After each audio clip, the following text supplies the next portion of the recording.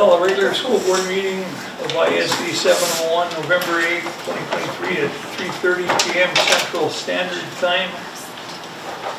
It's 3:30 and I'd like to welcome everybody here. And with that, we'll move to item 2, Pledge of Allegiance. Please stand if you wish. I pledge allegiance to the flag of the United States of America and to the republic for which it stands, one nation, under God, indivisible, with liberty and justice for all. Thank you. And with that being said, we're going to appoint a clerk pro tem. That'll be Director Nyberg for this meeting. And that being said, we'll move to item 4, motion to approve the consent agenda. The regular agenda first? Oh, I'm sorry, thank you. The regular agenda. Chair, I'd like to make a motion to approve the agenda, but pulling items B, G, First, we have to approve the agenda. H, so we can't pull them off the consent agenda Yeah. first? No, Okay, we do that after we approve the agenda. okay. Is that correct? So I'll make a motion to approve the agenda. Okay, and the chair will second. Any discussion? Hearing none, all in favor say aye. Aye. Opposed, same sign. Motion carried, thank you. With that, we'll move to the consent agenda, at which time we go through the whole things at one time, but if any director wants to pull an item for discussion, they may do so. And as a follow-up to that, because of the discussions we had, the magnitude of this stuff, at the next meeting, we can put it on the agenda to vote which way we want it, one way or the other. Because it's not fair, we only have 4 people now, so. As far as how we want to proceed in the future. Yeah. Yes. So Okay, go ahead. I'd like to make a motion You don't have to make a motion, just we'll pull them out. to, okay, pulling items B, B, G, and H, G, H, okay. and if we could put those under item A on the administrative business. And then, B, G, and H under business. yep, and then pulling items I and J and putting them under the current item B on administrative business. Item J, you said? I and J, And put them where, Kim? under item B that's on the current administrative business. Under item Item B, B. yeah, put it all under Yeah. B. B. Okay, and that was item J, right? Yes, Okay. I don't see any problem with that. Given my age, you might have to remind me along. Wait, yeah, we can do that. thank you. Okay, is there a motion to approve the consent agenda with those removals? Chair will make the motion. Is there a second? Second. Thank you. Any discussion? All in favor, say aye. Aye. Opposed, same sign. Motion carried, thank you. With that, we'll move to item 5, public comment. I see none, Mr. Chair. Okay, thank you. With that, we'll move to item 6. Rick? Yes, thank you, Mr. Chair. Very well. We were going to have Miss Jessica Whitney here to talk about an inclusive playground at the Lincoln, but we're fortunate we have Ms. Capardi that's here to talk about it. So, Ms. Capardi, please. Okay. All right, my name is Jerry Ann Gabardi. I've been teaching in the school district for 25 years. I'm a special education teacher at the Lincoln. Over the past couple of years, I've been involved with the Lincoln Parent-Teacher Organization, and our Lincoln Parent-Teacher Organization has helped to foster some great events for the students in grades 3 through 6 and families in our community. Our PTO, with help of local Boy Scouts, have built Gaga pits. We've purchased equipment to enhance our students' enjoyment of play on the playground. But what we've come to realize is that no matter what we have purchased or done, we really need additional and updated inclusive equipment to have a playground that promotes an active lifestyle outdoors year-round and meets the needs of all of our students. Our mission is to provide an inclusive playground that is welcoming to all children and families. The playground at the Lincoln was purchased and built around 2004. During this time period, Hibbing ISD 701 was experiencing decreased enrollment, and our local schools were being consolidated. The playground was built to quickly meet the needs of a changing student population with minimal funds available. Our population has changed, and during this time it started with grades 4 to 6 and has now moved from grades 3 to 6. Over the past 2 decades, there has been an increase in adaptable playground equipment available on the market. We feel that we are now in a position in which we can dedicate time and funds to improve our playground for not only our students, but the community at large. I'm here to let you know that we are hoping and working to move ahead with this plan. We're hopeful that maybe the school district will be able to support us and support our efforts and contribute some funds. We are confident that this playground will enhance the learning of every student and focus on movement and wellness for our children and all of the students. Mr. Gabarty, Mr. Glad, and members of the committee have met with Landscape Structures to get an idea of what it would cost and the layout of our the spot that we have outside. Landscape Structures is currently drawing up some initial plans with costs. I've given a rough estimate of a budget and timeline for the playground. We just wanted to let you know what our plans were, and we're hoping that you would be able to support us in moving ahead with this project.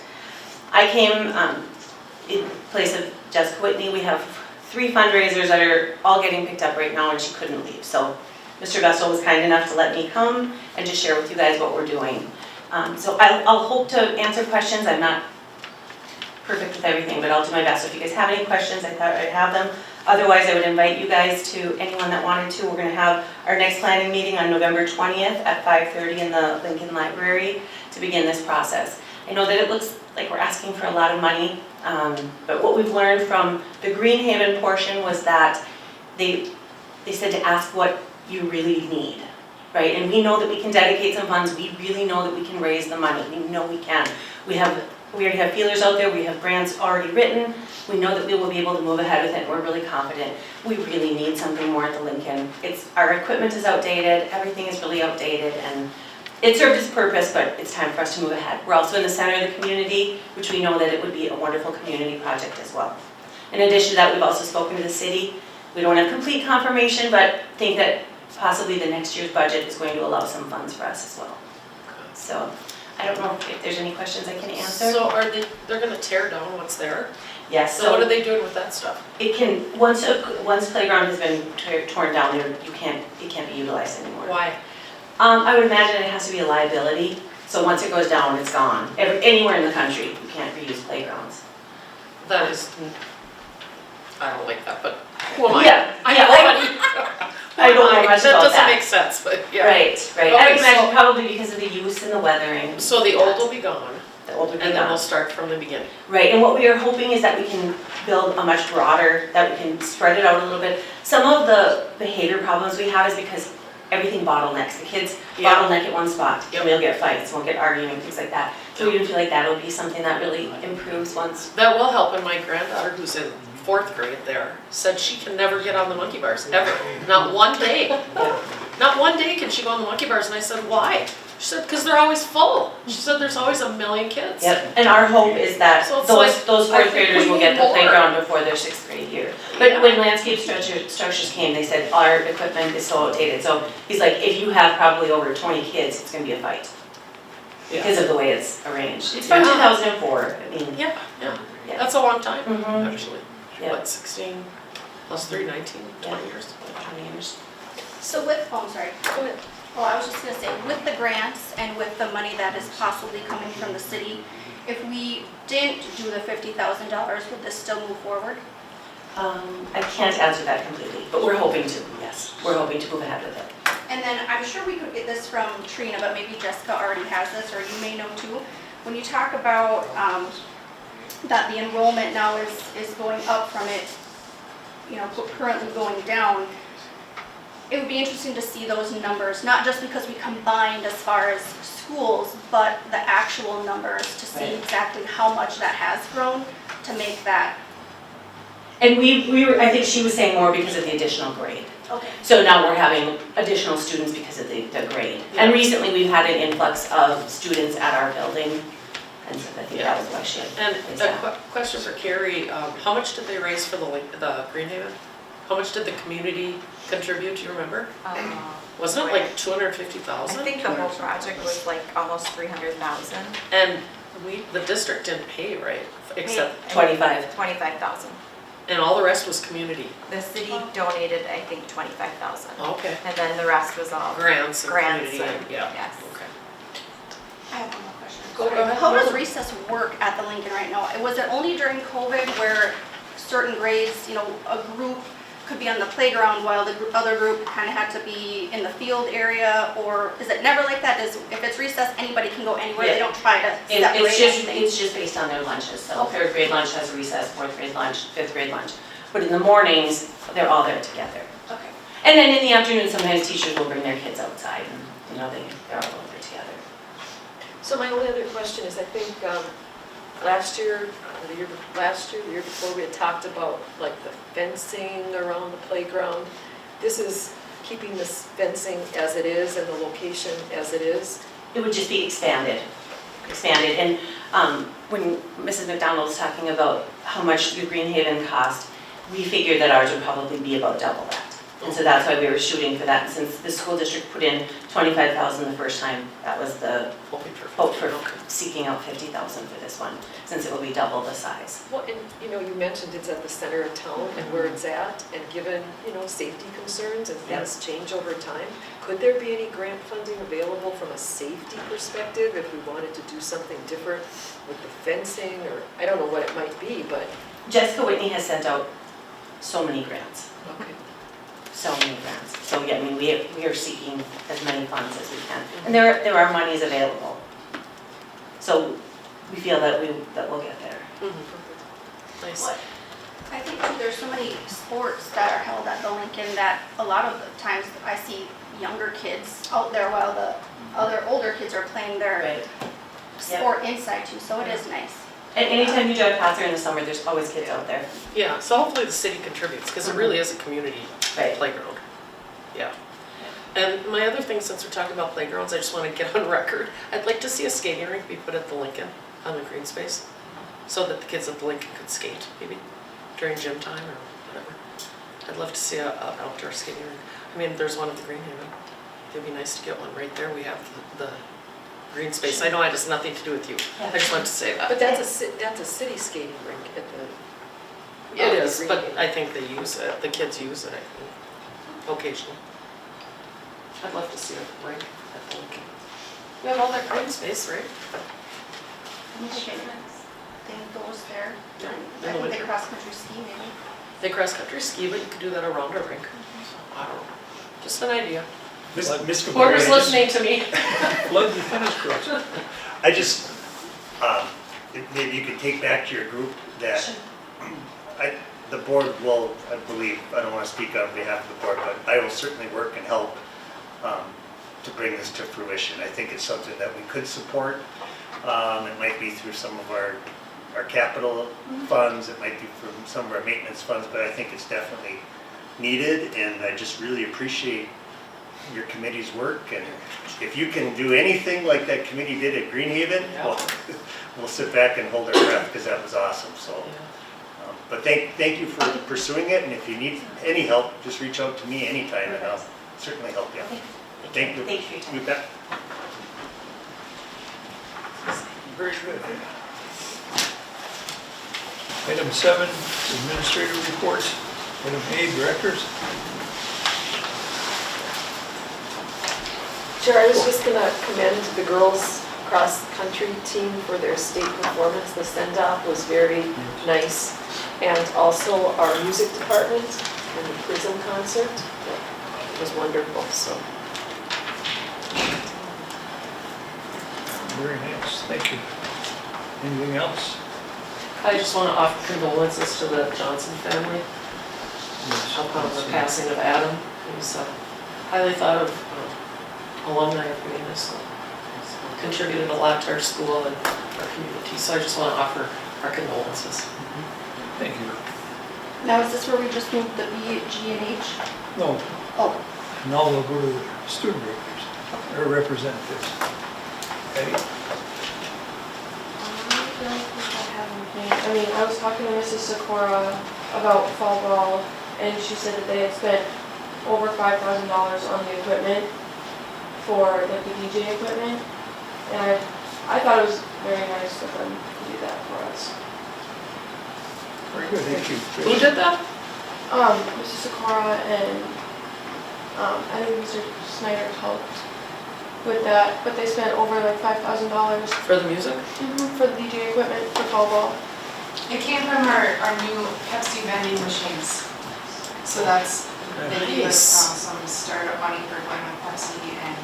Wow, that's So fantastic. our first big purchase was DJ equipment, because we've been doing all the dances and our speakers were old and not loud enough for the kids or for me.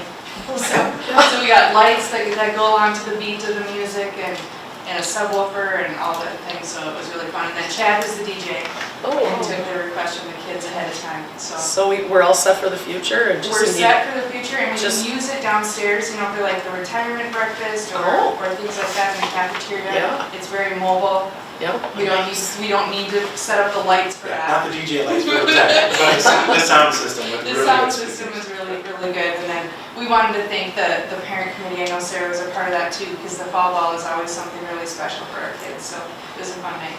Good, now we can save up the money for playground. Yeah. One hand to the other. Yeah. Thank you. Good. Christian? I don't really have much to bring up. We have the musical coming up on the 16th, 17th, and 19th, and then on the 18th, they're hosting a fundraiser charity event for the theater and drama department. So And what day is the fundraiser? the 18th. And that's as part of the play? Or Yeah, because we won't have a showing on that day, Oh, so it'll okay. just be like a dark out day kind of for fundraising. And what's the fundraiser gonna be? Or- It's gonna be like tea and cookies with the cast, so parents can bring in their kids and come meet the cast and stuff, and there'll be cookies that can come, just kind of hang out. But other than that, that's pretty much everything. Very good, thank you. With that, we'll move through administrators and staff. Rick? Yeah, we have Mr. Berg and I believe Mr. Snyder here, correct? So whoever wants to go first, you go right ahead. Thank you for having me. And a special shout out to the lead trumpet that played in the prison concert, which was myself. So, Mr. Berg asked me, I used to be a band director and played, so he asked me if I wanted to play with the jazz band. So on my lunch breaks where I'm not super busy, I go down and play with the kids. And it's a lot of fun to work with them and keep up chops on the horn, so appreciative of that. But the main reason I'm here to talk to you all, to bring out to light a little project that I've been working on with a committee of some teachers. So this past legislative session, there was some new legislation that was passed that schools can now have online offerings. They no longer have to go through a 3-year vetting process. And so that's something I started exploring this summer.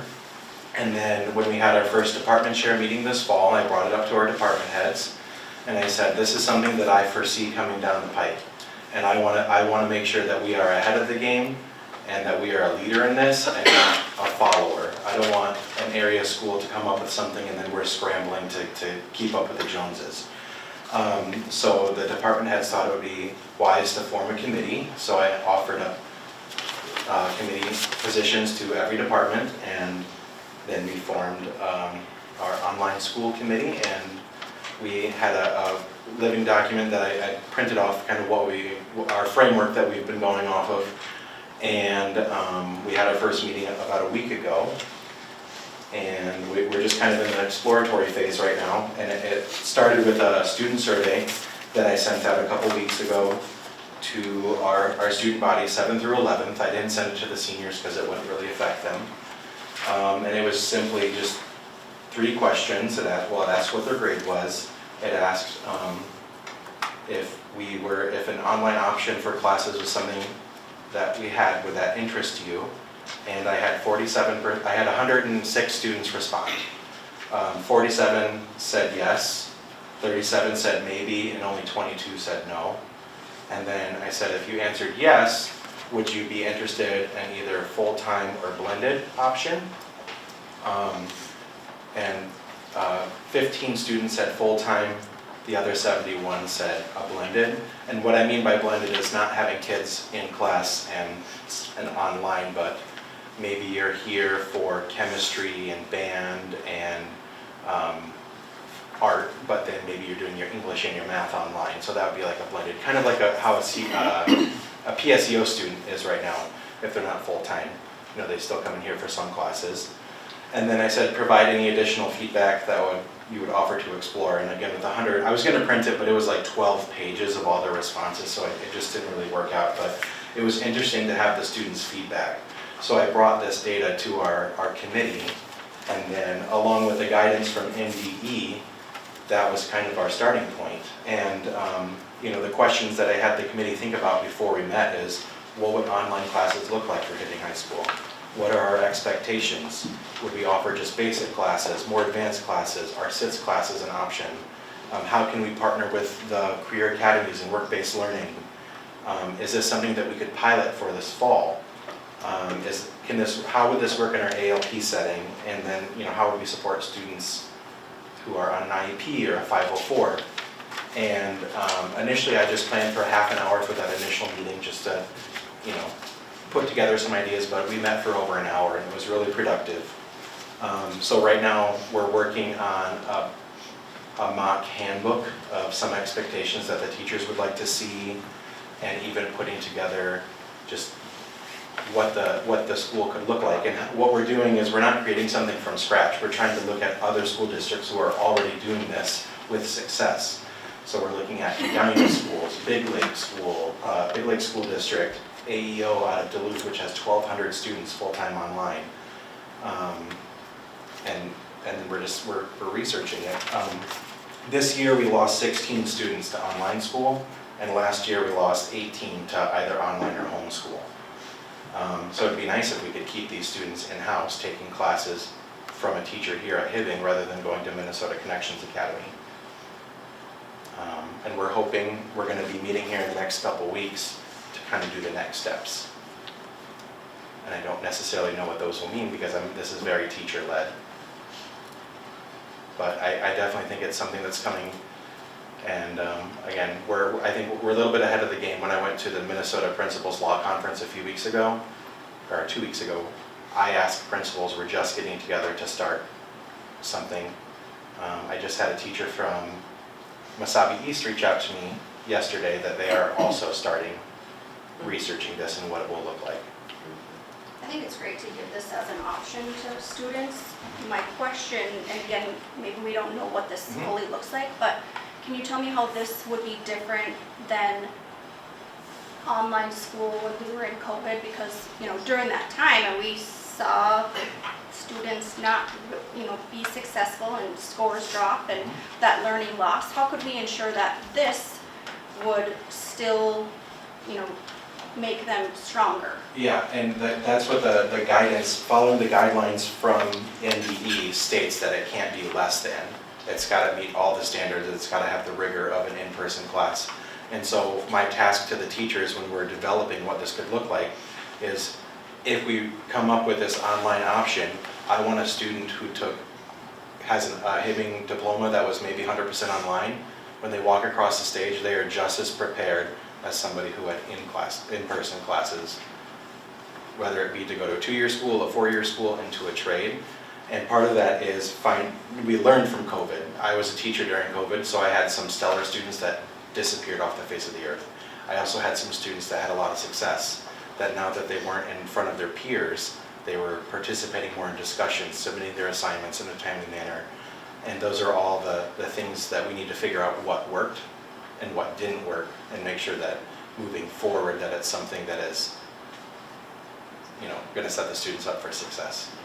Would it be for kids with a certain grade point, or? No. Oh. Because I think, well, I've taken online classes and I taught online at HCC. And so I have a lot of opinions about it. I'm not gonna say anything now, I'll wait to see what you guys come up with. But I think in general, kids do not learn as much online as they do in person. Most kids. Now, I'm not saying, you know, and usually it's the highest students that do really well online. They're very self-motivated, they're very organized, They're very good time, what do you call it, time management. And it's the highest kids that will really love it and might really flourish. But I'm just saying that. Yeah, and so. And a lot of students do not do well. Right, so some of the safety nets that we've talked about is, putting in something like a strike system, that if you have a week where you have no contact with anybody, that's a strike. And then if you get like a second strike, then it triggers our truancy stuff, just like we would do for an in-person. We talked about having check-ins with your counselor, your guidance counselors, the social worker for attendance as well as part, even though you're online, maybe it would be a Google Meet with your counselor every quarter. We talked about, being on a probation if things are slipping, and then you're on a probation period, and then if you fail and there's not improvement, then you're re-enrolled in the in-person classes. So those are all things that we're thinking. So then you gotta of. come to school. So then you would have to And come you're in put person. in Mhm. in-person. Yeah, so if you can't prove to be successful, then we would roll it out. And that's why we're hoping, our plan, and we don't know what grade levels yet, is we'd like to pilot it hopefully next year so that we can learn from that. And we don't want to just have it our high flyers. We want to have a hodgepodge of all level of students so that we can learn and see what works and what doesn't work. But that's why we are not just looking at other schools' websites, we're reaching out to them and having conversations with their directors, with their principals, interviewing them. We even have talks of setting up a meeting with the director of the AEO in Duluth that has 1,200 kids, about having him come in and work with our committee as we develop this. Yeah, I do think you're right, it's coming. It's probably coming Right. in the future.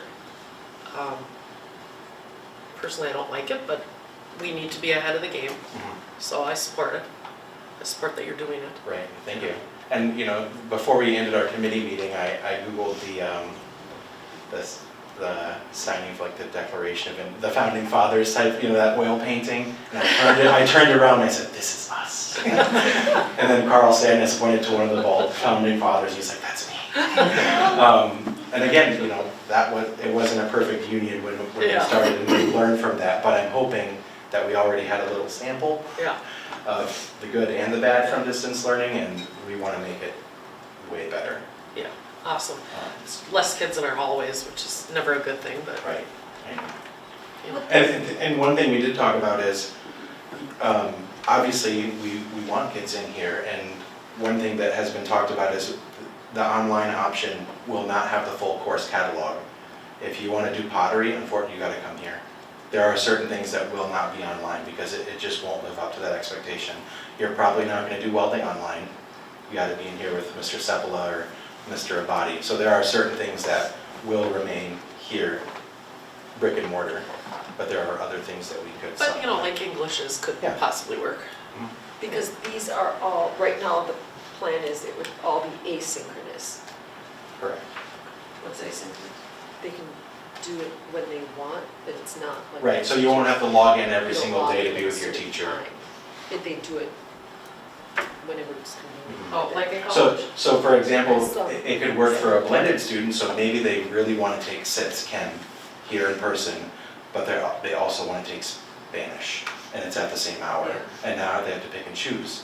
Well, now they could be dual, be online, and then during their study hall, during 7th hour, they could be working on their Spanish stuff. So we talked about creating a space for students as well, that a learning environment for them to utilize if they're a blended student, so maybe they have 3 or 4 classes in person, and then they can go to the media center or a computer lab, and that's where they could work on their stuff. And it might allow more options for students. Yeah. Would this get rid of is it Infinity? Infinity, that's one of our providers. Would this get rid of that partnership? In the guidance, it says that still has to be an option. So if a student chooses that they want to choose, it's something that we still have to offer right now. But yeah, and then I'll update as we meet more as a committee and we have more information and maybe a sample handbook or something more tangible to present. I'll definitely share it out with all of you. But right now, it's still the pie in the sky, planning period. Thank you for your work. Thank you, it's awesome. Very good. Mr. Burke, yes. Good evening. I handed out a couple of handouts at your places there earlier. I just wanted to touch on a few of the special events that have happened or are coming up at the Washington. September 23rd, the Washington PTO hosted the fall social at our school. As you remember, last year we did 3 of these, one in each of the trimesters. Our upcoming events will be back out into the community, trying to provide that tangibility for families to have something hosted in their backyards.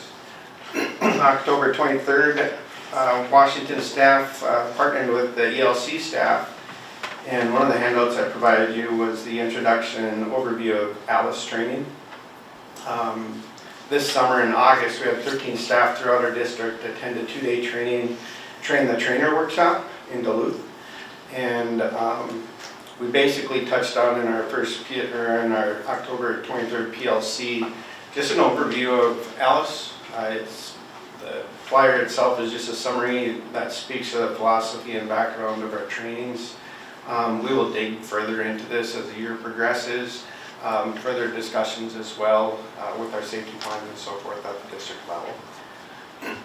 November 9th, we will honor our veterans by performing 3 songs, 1 per grade, that will be shared on social media.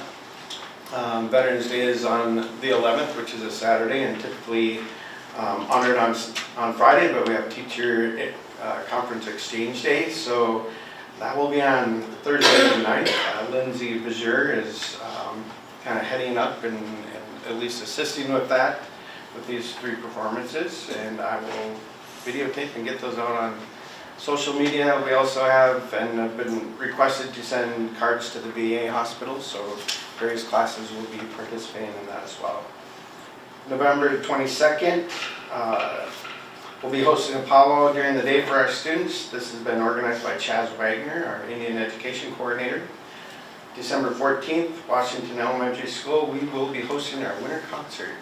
We typically alternate years depending on where our specialist is at. Last year we hosted the spring concert, this year the winter concert, and Greenhaven will be flip-flopped in the current year. This past August, during our in-service week, many staff at the Washington were inspired by our guest speaker, Dr. Philip Campbell. He's an educational motivational speaker who touched a chord with our staff throughout his message and the methods, in his words, to reach our kids on a personal level. To foster a school climate and culture by providing students and staff, faculty, many ways to connect and build relationships with each other. So a lot of staff were enthralled by his message that day, and struck up quite a conversation actually when we came back to the building. And we decided to form a committee, and we now have a working committee called #FTKAS, which stands for the kids and staff. A typical committee meeting, we meet monthly so far. We have about 20 staff in attendance. Changes and fluctuates between personnel on a given month, but just a few ideas that our committee has brainstormed so far, and things that we've already implemented this year, above and beyond what we currently do to build strong relationships. Came up with a list of all the students' birthdays, embedded them in a calendar, and when we read our daily morning messages, those students get honored with, today is so-and-so's birthday and this is whoever's class.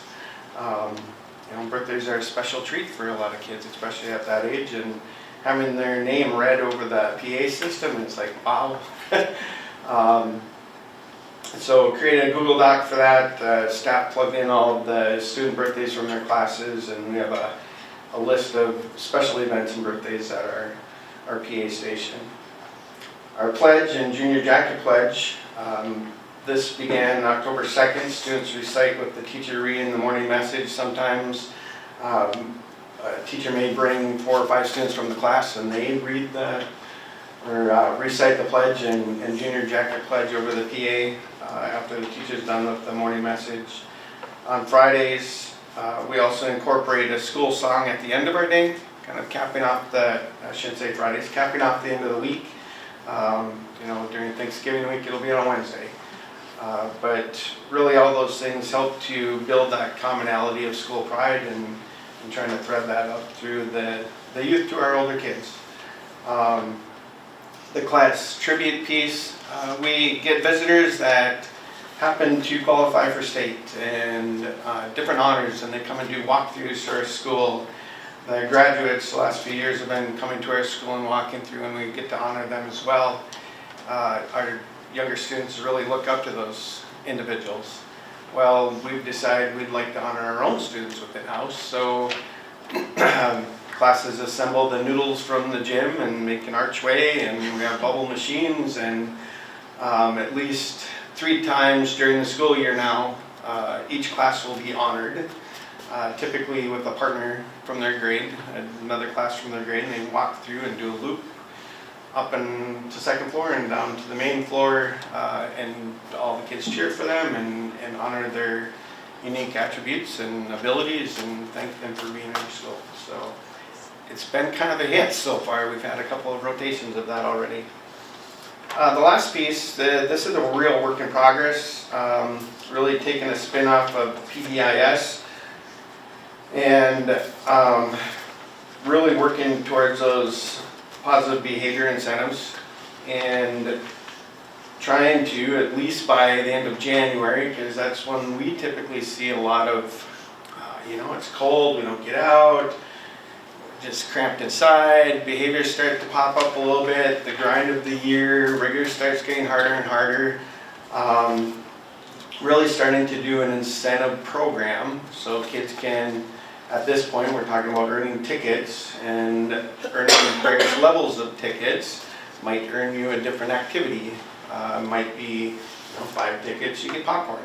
Up to 70 tickets, you might have the mystery option for that day. But setting up a day each of the last months where we just set aside, staff would be in charge of, it might be a dance off in the gym, somebody might be in charge of that, and a certain number of kids decide, I want to do that. They give up their tickets to go and do that. It might be a nature walk with me in the woods. It might be lunch with me or another staff member or whatever it might be. That is our next task this month, is to figure out what are our incentives going to be and at what levels do we designate those at. Our goal is, like I said, in the end of January, to have that ready to roll. It's a big order to ask, but it may end up being February, but we're shooting for January 22nd. So, any questions? I think all these things that you put on this list are great, and I can see how it can add a lot of fun and excitement to these kids. My one question when it comes to the birthdays is it asked to parents if it's okay to share that? I know it's public information, but there's some people who don't celebrate their birthdays. Is there anything that goes out to parents for them to opt out of that? We have noted that we are celebrating birthdays and nobody has objected to that at this point. Not that it won't come up. As long as you're giving that option is all I'm really concerned about. Okay. Are we still the Washington Wolves? Should we get a new sign? I believe we're all the junior jackets. I know, but we still have a wolf And sign. they're working on that. Oh, good. Every time I drive by, I'm like, it's still coming. are they still the wolves? And Greenhaven Greyhounds, but Yeah. it's, some things take time, so. And they're expensive, signs are expensive. I think there are other alternatives that are being explored and just haven't come to fruition yet, so jumping to change things now in preparation and all of a sudden there's a different plan, doesn't make sense to. Is that like in Yeah, that Tyler's, is Tyler kind of doing that, or? He will be instrumental in that, yes. Yeah. Very good, thank you, I'll take you off the hook. All right. Presentations, thank you. With that, we'll move to the committee reports, anything? Hearing none, we'll move to item 8, Sir Alex, the administrative business, and under A from the consent agenda will include B, G, and H. And under B, we'll have I and J. Thank you, Mr. Chair. You're welcome. Item A is a motion to approve policy number 408, harassment and violence policy, and appendix A, harassment and violence report form. So moved. Support. Moved by Director Nyberg, supported by Director Duarte. Any discussion? Hearing none, all in favor say aye. Aye. Opposed, same sign. Motion carried. Thank you. Item B from the consent agenda is motion to eliminate the 1.0 FTE Career Academy position effective at the start of the 2023-2024 school year. So moved. Support. Moved by Director McLaughlin, supported by Director Nyberg. Any discussion? Sure, and I'm supportive of all these, but I just wanted to bring them out in the administrative portion of the agenda because I think all these fit together nicely. And I want them to have an opportunity to explain to our community and our families these changes in our school district. I think they're positive changes, but just so they're gonna, pretty far reaching and touch the lives of many families and students. So we have an opportunity to kind of share the big picture with our community. Right, very good. Thank you for bringing. So, because B, G, and H all kind of go together, I guess my one question is, why do we eliminate one, so the Career Academy position, only to add it under a different name, the Director of Teaching and Learning, in another? It's because the Career Academy position falls within the Hugh bargaining group. So I've met with Hugh and they agreed with what we're doing and that we're removing the position. But it's just a process that has to happen contractually. The Bureau of Mediation kind of oversees a lot of this, and if we didn't follow the correct protocol, Hugh could potentially file a complaint, and Sure. it would really complicate things. So we did our legwork, but this is just a process that has to happen in the sequence of events. So this would be the first thing that needs to happen, obviously, and then there's other items that the board would consider coming up. So. But are the roles, I read it in here, but for the Director of Teaching and Learning, but are the roles pretty much the same? No. I mean, No. what's going to be the difference? There's the Career Academy duties that would fall amongst this position have really been kind of divvied out and worked into the teaching ranks. So Mrs. McDonald's role would really be more of a facilitator and a director and overseeing that work. And that was what the heart of Hugh's argument was, right? You're taking bargaining work away from our group.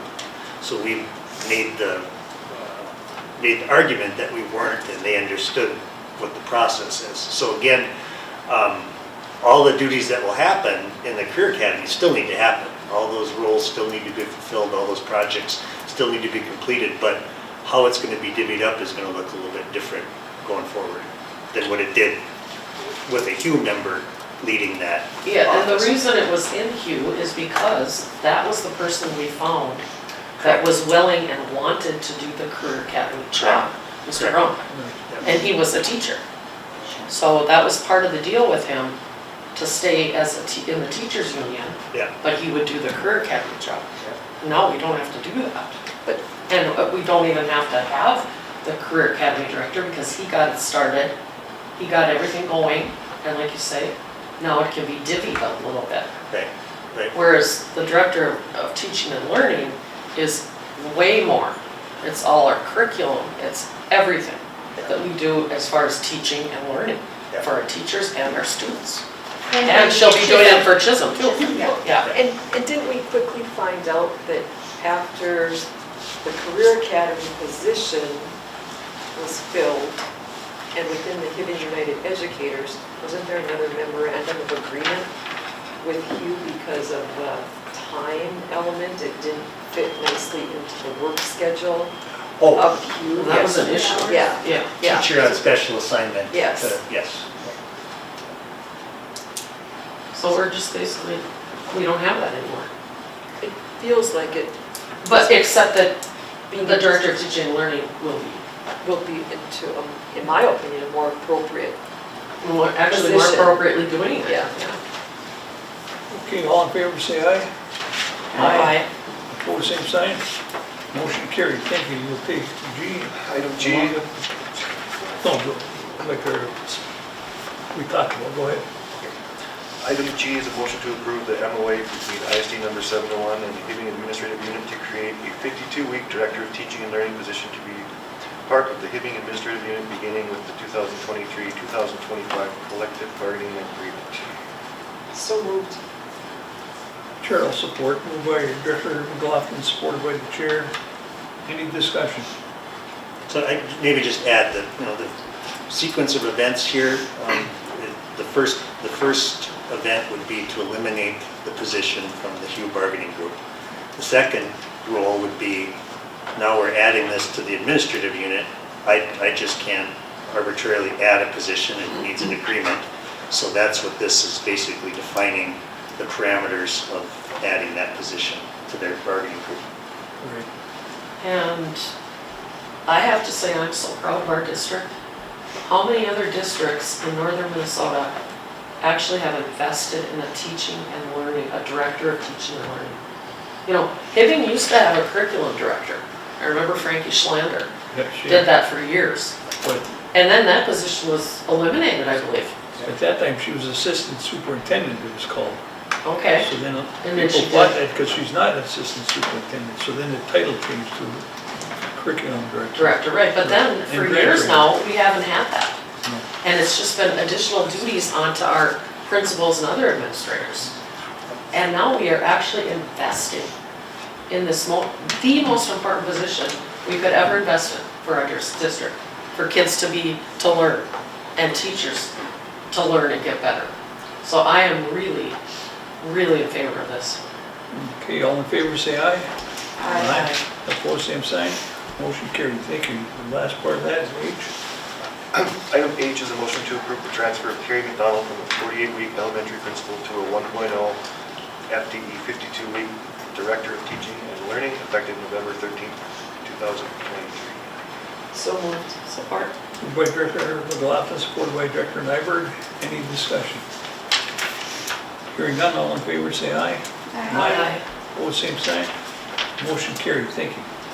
Item B under administrative business is a motion to approve the purchase of service agreement between ISD number 701 and ISD number 695 for the Director of Teaching and Learning position.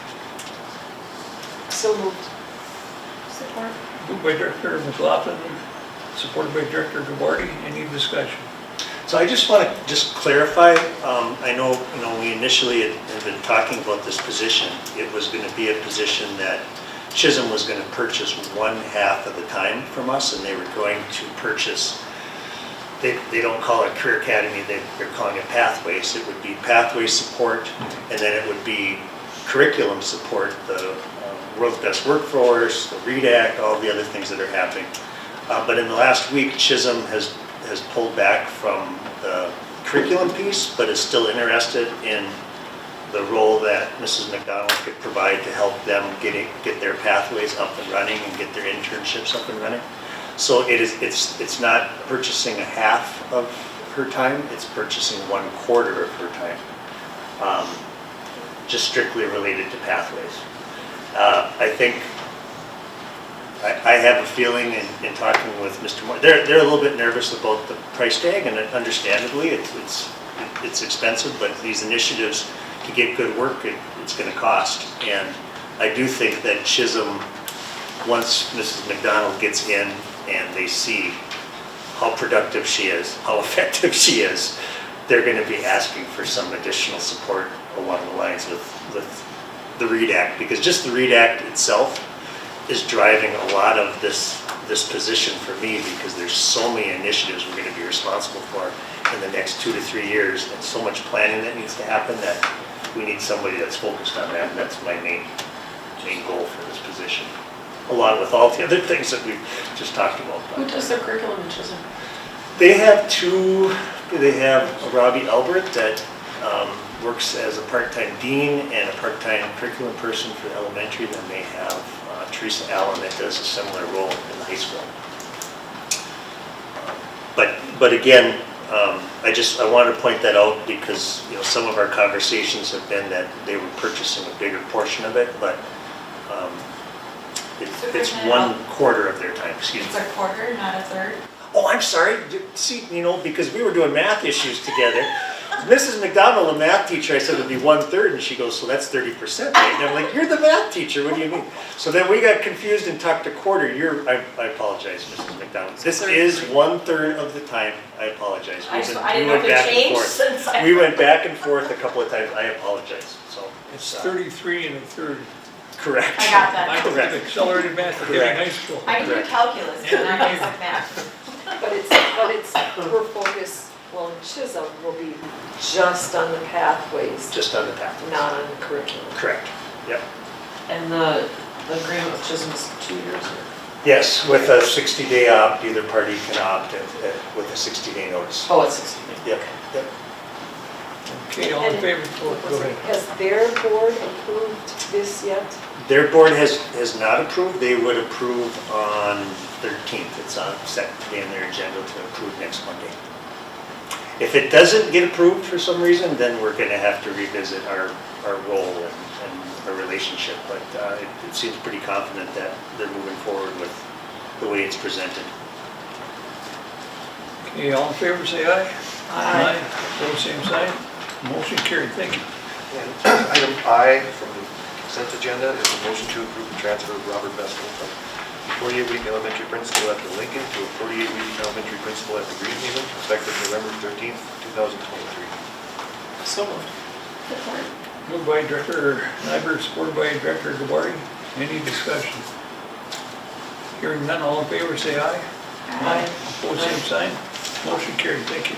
And item J from the consent agenda is a motion to approve the transfer of Derek Gabarty as a 42-week elementary assistant principal at the Lincoln to a 48-week elementary principal at the Lincoln, effective November 13th, 2023. So moved. Cheryl, support. Any discussion? Go ahead. So, I'm sure this will happen, but there's probably communication going out to families, I mean, with the realignment of principals at those schools. Yes, so that the, Mr. McDonald, Mr. Bestel, everybody involved has really kind of talked with their staff and gave them a little bit of a heads up that this was going to be on the agenda and the board might consider it. And then, yes, after tonight's meeting, if everything is approved, then that would be the next step is give I think we probably do something, a group letter as, talking. So Bob and I do have a parent square Oh, awesome. that's planning to go out at 6, but we're holding off until this happens. See what I mean about being efficient? And Yeah. so, yes, thank you, He Mrs. was just McDonald. testing you. And Good job. And so as of now, there won't be an assistant principal at the Lincoln. Is that Correct. correct? So Correct. but there will be supports in place to Yes. support Mr. Gabarty. Yes, so Mrs. Husko at the Early Learning Center is going to provide some support for Mr. Gabarty. We also have some staff that are working on principal licensure, and we also have Mr. Brian Yurtich at the Lincoln, who has principal licensure, serves as a real assistant to Mr. Lutzka for special education that'll be able to take on some of those IEP responsibilities that a principal typically has. That should be able to take a little bit of weight off Mr. Gabarty. And again, like I had shared with the board previously, I think this is a plan that works and will get us through the first of the year. We might have to reevaluate. I certainly don't want to leave the students and the staff at Lincoln underserved by an administrator, so that might be something. We'll see how our plan goes, but I just want you to be prepared that I might be coming back asking for some other support to make this all work, but So we're going to do our best to pull it off. this Mr. Yurtich, he's already works at the Lincoln? He does, he's housed at Special the ed. Lincoln, yes. He does assessments, testing. He was the director of special education for the Northland Learning Center before we hired him, so he has just tons of expertise, Yeah. tons of administrative experience where he should be able to help out too. But then he's not gonna be doing special ed, right? Or, No, all of our principals, when we have IEP meetings and work that has to be done around a special ed student, we have to have an administrator at the table that can say yes, no, yes, I'll commit to that, no. Yeah. So that takes a lot of time for the principal. They might Yeah. have 2 to 3 IEP meetings a day. So if Mr. Yuritich could act as a designee in some of those meetings, just because he has the knowledge and has the licensure, Yeah. he could free up a little bit of time for Derek. Yeah. Sounds Yeah. good. So again, it's not gonna be perfect, but I'm really proud of our admin team, how they stepped up and were willing to help out, and change positions. Sometimes people can just get comfortable and say, no, I don't wanna try something new. And this is, I really feel is gonna be a good move for the staff, good move for the administrators involved, and ultimately for our students and parents. It's just, change is good sometimes, so. Very good, thank you. All in favor, say aye. Aye. Opposed, same sign. Motion carried, thank you. And item C, under administrative business, is a motion to approve the resolution establishing combined polling places for multiple precincts and designation of hours during which the polling places will remain open for voting for school district elections not held on the day of a statewide election. So moved. Support. Been moved by Director Duarte, supported by Director McLaughlin. Any discussion? Hearing none, all in favor, say aye. Aye. Opposed, same sign. Motion carried. With that, we'll move to item 9. I've got one item myself. I'd like to move the November 22nd meeting, November 21st, so people got a chance that if they want to leave town before Thanksgiving. It would be at the same time. So Tuesday, Yeah. the 21st. Is that okay with everybody? Okay. So we'll make note and we'll get that out. And other than that, without objection. I got one thing. Oh, go ahead. I've talked to a couple of staff members, and after I got some conversations, some emails from parents, I know vaping is a problem everywhere. It's the in thing supposedly for kids these days. Do we have vaping sensors in our bathrooms? We don't. Are they costly? They are. I don't think it's cost prohibitive by any means. I mean, from what I've heard, that's kind of where Yeah. people tend to go to do that. I mean, Yeah. and it seems to make other people then very uncomfortable to go in there while that's being done. Yep. And, you know, number one, they shouldn't be in there doing that, but, and I know, you know, this has come up before about bathroom monitors and things and what can and can't be done, but, I think, you know, because it is such a problem, and I don't know the answer to this, because they can do it everywhere, anywhere so quick, it's very disguisable, and teachers don't have all the time and energy to monitor it 24/7. Being that it is such a problem, you know, just, you know, announcing, hey, leaving your vaping devices at home just isn't enough. Yeah. You know, whatever we can do to try to eliminate that, and, you know, there is a consequence for doing that when you're not supposed to be doing that at school. Yep. And having those kids who, you know, try to now not even use the bathroom at school because they don't want to be involved or around it, Yeah. you know, it's uncomfortable. Yep. And so I guess if we Will don't a have smoke those. detector detect that? Well, it's like that, and it'll, you know, the vape has a definite odor, and it kind of has a sweetness to it, and it's a kind of a thick smoke, and so these detectors will pick it up. You know, when I was a high school principal, they had just come out, you know, 6-7 years ago, something like that, and I know some schools went to it, and it became almost impossible to enforce and investigate, because what would happen, the alarm would go off, so then they would go to the camera and see who's in the bathroom, right? And you have 10 people in the bathroom, so then you're calling 10 kids down and saying, did you see anything? And a lot of times they're going in a stall, and it gets tucked in their shirt, or it gets tucked in their pants, and but I'm not saying So maybe it's not that. an answer. I mean, Well, it might be. I don't know. I It know could be when- a deterrent. When people, Yep. you know, brought that up and asked me, I didn't know if we did or didn't, and, you know, the frustration from the staff, I think, too. I mean, it's a lot of frustration from them, too. No, I wish Chad and Renee were still here, but I'll talk with them about doing a little research and figuring out if it's reasonable, if it makes sense.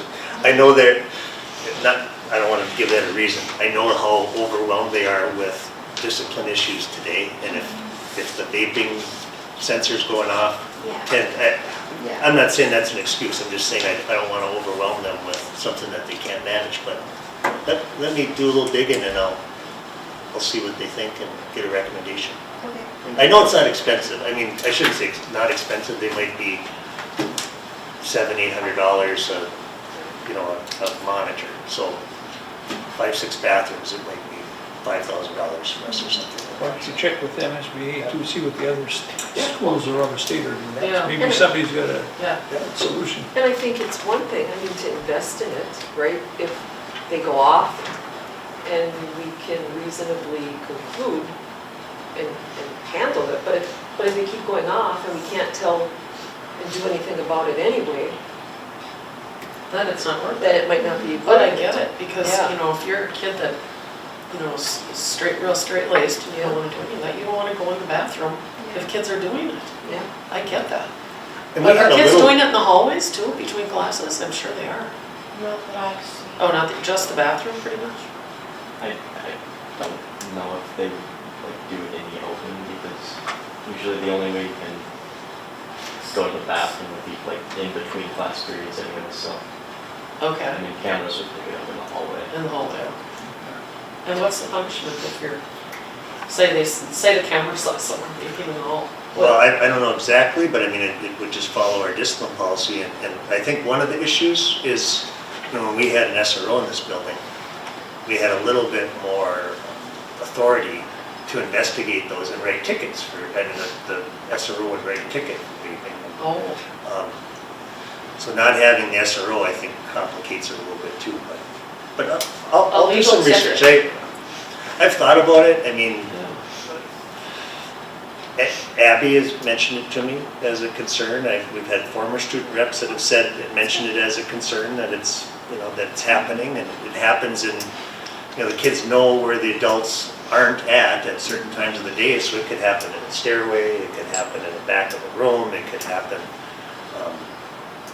it's a huge problem. It It's is. a huge How about if we sent a letter to all the parents and just talked about it again and just said, could you talk to your kids about vaping?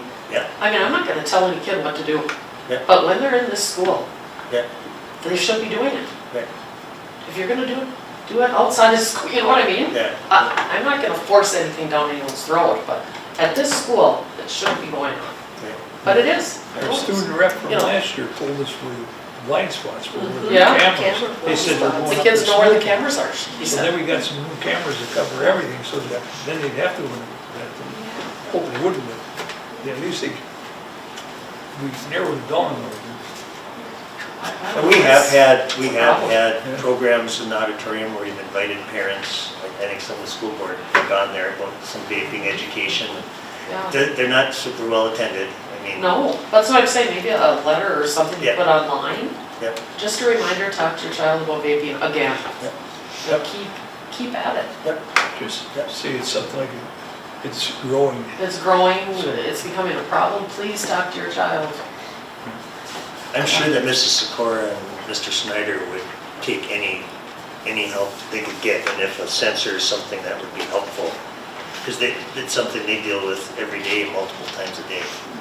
And now that, again, that Officer Casey isn't here, I think they were able to handle a lot of that to him and say, this is a ticketable offense, and then he kind of just took it from there, where now they're probably not calling 911 for a vaping instance, I would assume.